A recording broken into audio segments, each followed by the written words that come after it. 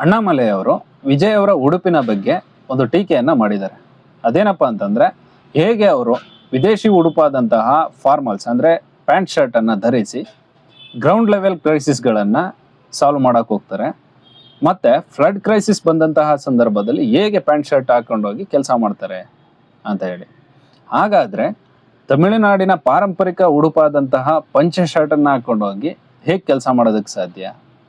ಈ ಹಿಂದೆ IPS ಅಧಿಕಾರಿಯಾದಂತಹ ಅವರು ಏನು ಪ್ಯಾಂಟ್ ಶರ್ಟ್ ಮತ್ತೆ ಶೂ ಇವೆಲ್ಲವೂ ಕೂಡ ವಿದೇಶಿ ಉಡುಪುಗಳೇ, ಇವನ್ನ ಧರಿಸಿ ಅವರು ಕೆಲಸವನ್ನ ಮಾಡಿದ್ರು.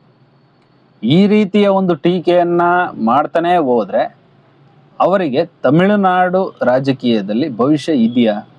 ಯಾವುದೇ ಕಾರಣಕ್ಕೂ ಇಲ್ಲ. ಹಾಗಾಗಿ ಅಣ್ಣಾಮಲೈ ಅವರು ತಮಿಳುನಾಡಿನಲ್ಲಿ ಎಲ್ಲಿವರೆಗೂ ಸೆಕ್ಯುಲರ್ ಸಿದ್ಧಾಂತವನ್ನ ಹೇಳೋದಿಲ್ವೋ, ಸೆಕ್ಯುಲರ್ ಸಿದ್ಧಾಂತದ ಮುಖಾಂತರ ಜನರನ್ನ ಸೆಳೆಯೋದಿಲ್ವೋ, ಅಲ್ಲಿವರೆಗೂ ಕೂಡ ಚುನಾವಣೆಗಳಲ್ಲಿ ಗೆಲ್ಲೋದಕ್ಕೆ ಸಾಧ್ಯನಾ ಅನ್ನೋದನ್ನ ಅವರು ತಿಳ್ಕೊಬೇಕಾಗಿದೆ. ಸೊ ಅವರು ಜನಗಳನ್ನ ಸೆಳೆಯೋದಕ್ಕೆ ಸೆಕ್ಯುಲರ್ ಸಿದ್ಧಾಂತದ ಮುಖಾಂತರ ಪ್ರಯತ್ನ ಪಡಬೇಕೇ ಹೊರತು ಈ ರೀತಿಯ ಒಂದು ಅವೈಜ್ಞಾನಿಕ ಟೀಕೆ, ಈ ಟೀಕೆಗೆ ಒಂದು ಅರ್ಥನೇ ಇಲ್ಲ.